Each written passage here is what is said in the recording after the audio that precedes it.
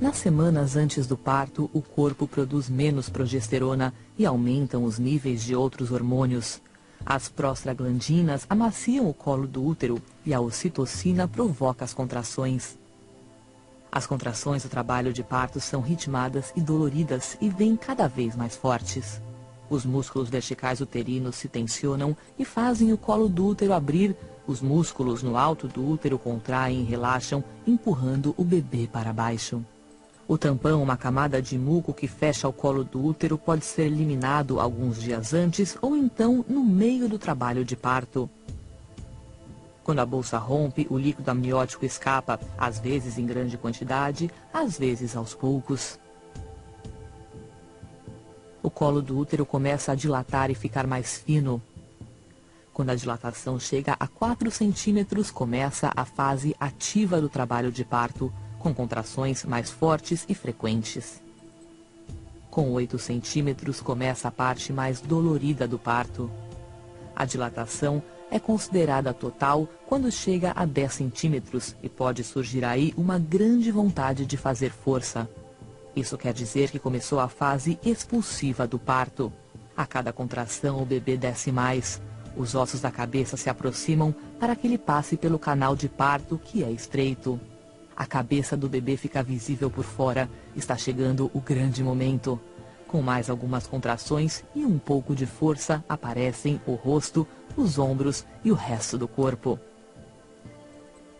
Na terceira e última fase do parto, a placenta se desprende e sai. O bebê começa a respirar sozinho e a incrível aventura do parto termina.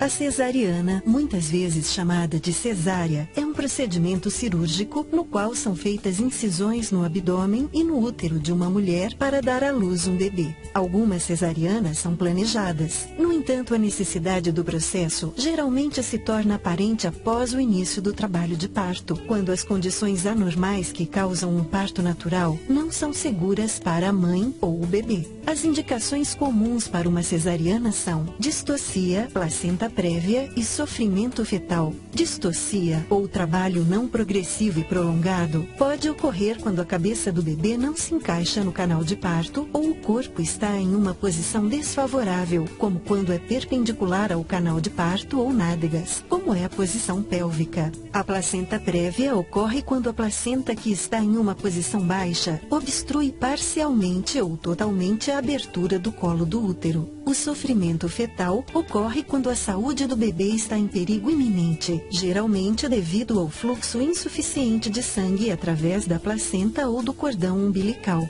O sofrimento fetal pode ocorrer quando a placenta se separa da parede uterina antes do parto, ou o cordão umbilical se comprime ou asfixia. Outras condições que podem exigir uma cesariana incluem nascimentos múltiplos, grandes tumores do útero, herpes genital ou outras infecções ou problemas de saúde, como hipertensão ou diabetes não controlada. O médico pode utilizar a ultrassonografia e um monitor fetal do coração para ajudar a decidir se o bebê deve nascer por cesariana. Quando uma cesariana se torna necessária, será preparada para a cirurgia. Na maioria dos casos, uma anestesia peridural é administrada para anestesiar a parte inferior do corpo. No entanto, às vezes é usada a anestesia geral. O médico começará fazendo uma incisão no abdômen. Será uma incisão vertical, um pouco abaixo do umbigo, até a parte superior do osso púbico, ou muitas vezes uma incisão horizontal em cruz e um pouco acima do osso púbico. Esta incisão é geralmente chamada de incisão biquíni. Em seguida, o médico realizará uma segunda incisão na parte inferior do útero.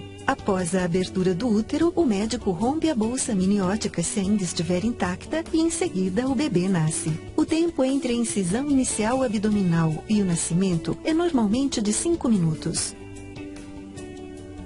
O médico então prende e corta o cordão umbilical, remove cuidadosamente a placenta e sutura, costura firmemente o útero e o abdômen. Isso normalmente leva cerca de 45 minutos. Normalmente, o período de internação após uma cesariana é de 3 a 5 dias. Durante esse tempo, você será incentivada a amamentar, tirar um cochilo quando o bebê dormir e levantar da cama com frequência. Embora a maioria das pacientes possa cuidar de seu bebê recém-nascido após o procedimento, a recuperação total pode levar de 6 a 8 semanas. A cicatriz ficará mais clara conforme for se regenerando.